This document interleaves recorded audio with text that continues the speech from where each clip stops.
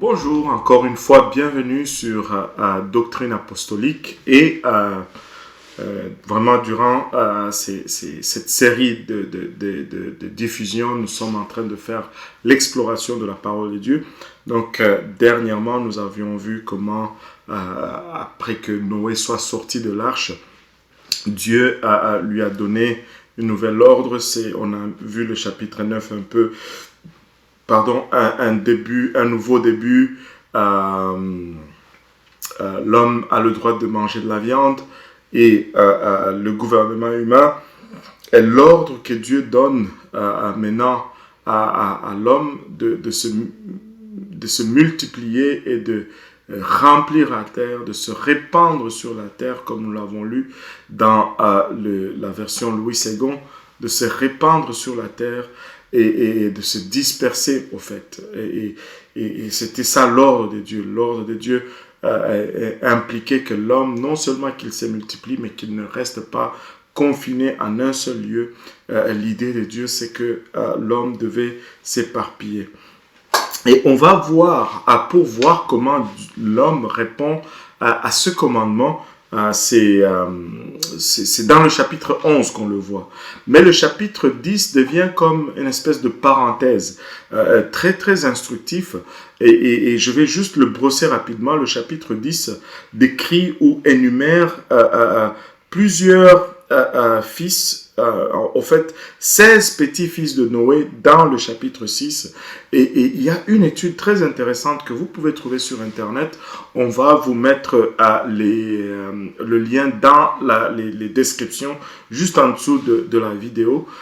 Vous pouvez cliquer là-dessus et aller trouver cet article très très intéressant en ce qui concerne les différents peuples qui se sont développés sur la face de la terre. Et au fait, tu peux retracer toutes les nations de la terre, les différentes langues, les différents peuples dans les 16 petits-fils de Noé. Par exemple, le verset 3 du chapitre 10 nous parle de Gomère, qui est l'ancêtre des Gomérites, qui serait, Ézéchiel parle au fait des descendants de Gomère, qui au fait seraient les fondateurs de la ville de Galate. C'est des Gomères qu'on a à la ville de Galate, d'où nous avons le Gaulois et les Gallois, ou les habitants de Galles, d'où on a la princesse de Galles, la princesse Diane. Et donc on retrouve comme ça, par exemple, on voit au verset 6, le fils de Cham, son Cush. Cush, c'est littéralement, c'est noir. Et si tu regardes comment le peuplement s'est fait après Noé, et Cham, c'est celui dont la descendance a peuplé l'Afrique. Et sous Cham, tu vois des gens comme Cush, et on a étudié dans l'histoire le royaume Cush. C'est loin en arrière, à l'école secondaire, alors qu'on était chez nous en Afrique. Cush, Misraïm, c'est Égypte. Aujourd'hui, dans ma langue en Swahili, on dit, on appelle l'Égypte Misri. Et Cush a engendré le fils de Cush, c'est Séba, d'où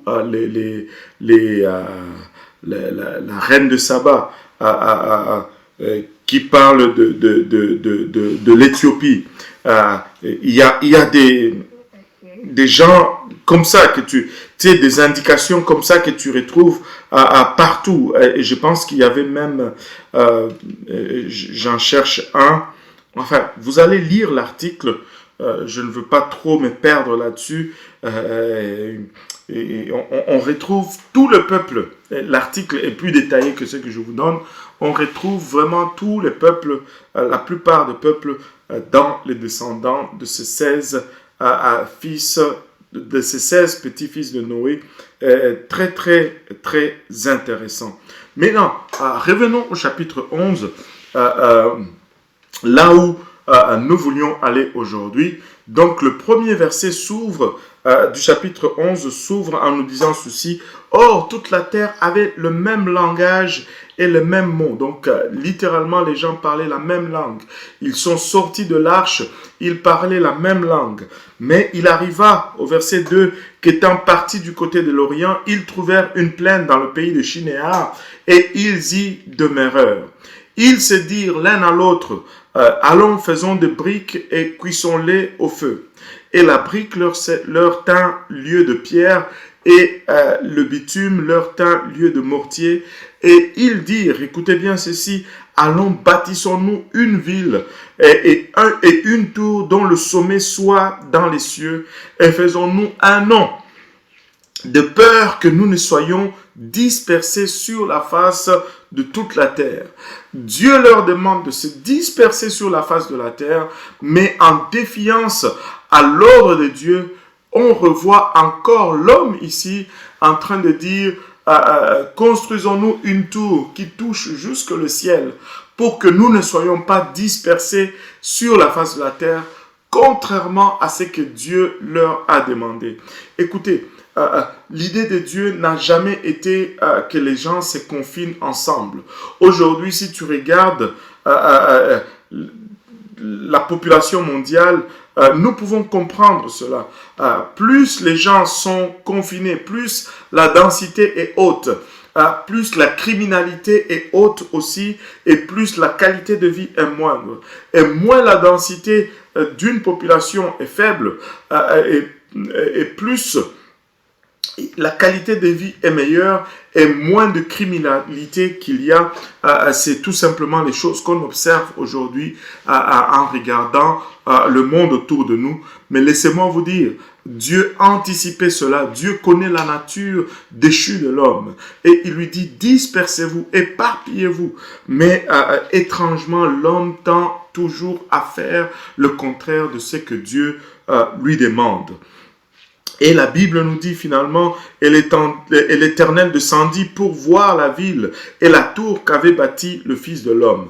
Il y a beaucoup de choses à glaner ou à récolter ici. Vous voyez, Dieu n'a pas littéralement besoin de descendre pour savoir. Mais Dieu va faire des choses pour nous faire comprendre certaines choses. Dieu va dire des choses, je voulais dire, pour nous faire comprendre certaines choses. Et là, au verset 6, l'Éternel dit, regardez ceci, voici c'est un peuple. Et plutôt, j'ai sauté le verset, oui, je l'ai lu, le verset 5.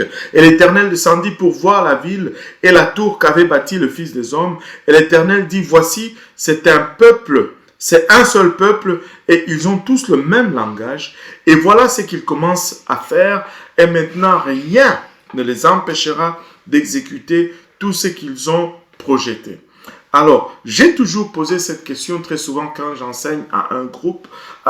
Croyez-vous que l'homme allait réussir son projet de construire une tour qui touche jusque le ciel? Et très souvent, les gens regardent l'énormité et le défi que cela pose, ils disent souvent non. Mais Dieu avait une opinion différente ici. Pourquoi Dieu avait une opinion différente? Si nous réalisons et que nous saisissons ce que Dieu a décrit ici comme peuple, ça va nous propulser dans une autre dimension. Dieu dit, voici, c'est un seul peuple, et ils ont tous le même langage, et voilà ce qu'ils commencent à faire, et maintenant rien ne les empêchera d'exécuter tout ce qu'ils ont projeté. Dieu a vu l'unité au milieu d'eux, et il a dit, wow, avec cette unité, ils peuvent accomplir tout ce qu'ils ont envie de projeter. Laissez-moi vous dire, le plus grand défi que l'Église connaît aujourd'hui, c'est l'unité. Le plus grand défi que nous connaissons, c'est l'unité. Si nous sommes unis, cela importe peu, nous pouvons accomplir des exploits. L'unité, c'est la chose la plus puissante qui existe. Les gens disent, comment est-ce que tu peux affirmer cela? À cause de ceci, laisse-moi te dire, la prière, c'est puissant. Mais la prière dans l'unité est encore plus puissante. L'évangélisation, c'est puissant. Mais l'évangélisation dans l'unité, c'est encore plus puissant. Tout ce que nous faisons, Si nous le faisons dans l'unité, ça devient encore plus puissant que si nous le faisons tout seul. L'unité est puissante, c'est pourquoi le diable lutte férocement contre l'unité dans le corps de Christ. Et voilà, et il dit, voici, rien ne va les empêcher de faire ce qu'ils ont projeté. Et regardez le verset 7, et regardez un peu la façon que Dieu nous donne le verset 7. Ça nous rappelle un peu Genèse 1, verset 26, le verset auquel plusieurs regardent pour dire qu'il y a plusieurs personnes à Dieu. Nullement, Dieu est juste un, Dieu est une majesté et il va deux fois parler au pluriel. Regardez, il le fait encore une fois ici. Au verset 7, il dit « Allons, descendons et confondons là leur langage, en sorte qu'ils n'entendent point le langage l'un de l'autre. » Est-ce qu'il devait descendre plusieurs? Non, le seul Dieu devait descendre. Et regardez le verset 8. Et l'Éternel le dispersa de là sur la face de toute la terre, et il cessèrent de bâtir la ville. C'est pourquoi son nom fut appelé Babel, qui signifie confusion, parce que un jour, tous ces gens se sont levés et ils parlaient un autre langage selon différents groupes. Imaginez-vous un peu ces gens, ils sont allés dormir. Ils parlaient la même langue. Ils se comprenaient et ils étaient en harmonie et ils bâtissaient cette tour. Mais ils se réveillent le matin, l'un dit bonjour et l'autre le regarde et dit what are you saying? Et l'autre regarde et dit bozolo banini.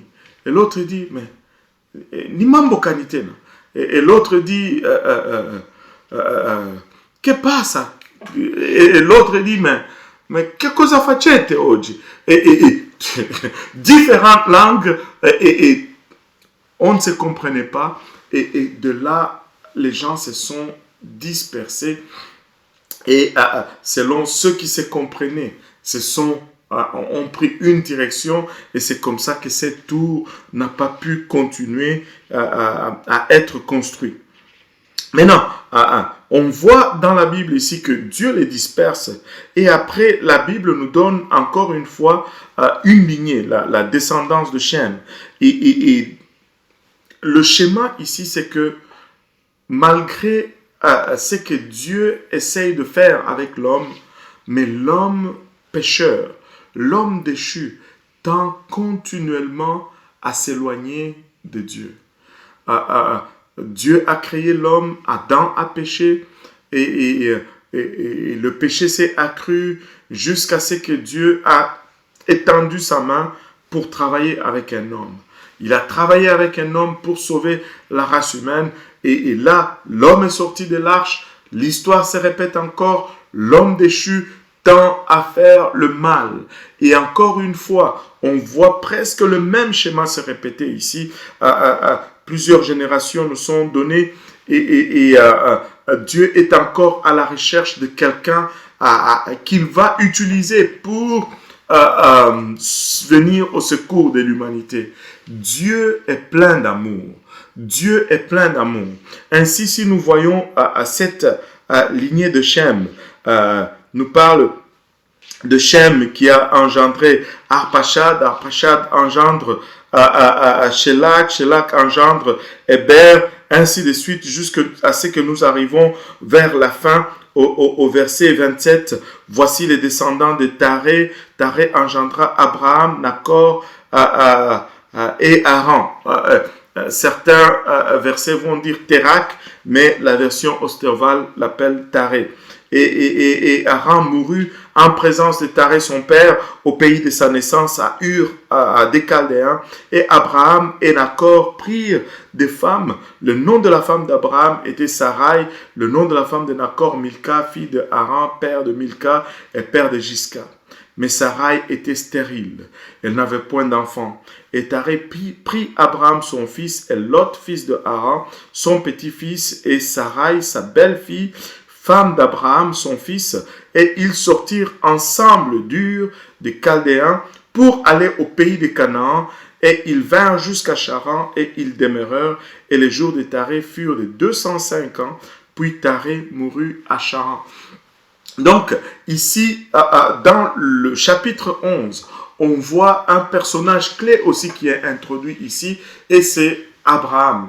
Et on a toujours dit, Abraham a été appelé par Dieu pour quitter son pays Ur, mais en lisant vraiment le chapitre 11 ici, on voit que cet appel était déjà sur son père, Térak ou Taré, selon le livre, selon la version Osterwald.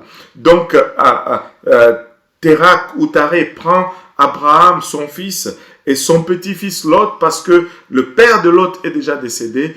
Il le prend, il quitte Ur des Chaldéens et il se met en marche pour aller à Canaan. Et on va entrer dans cela en profondeur un peu dans la prochaine diffusion.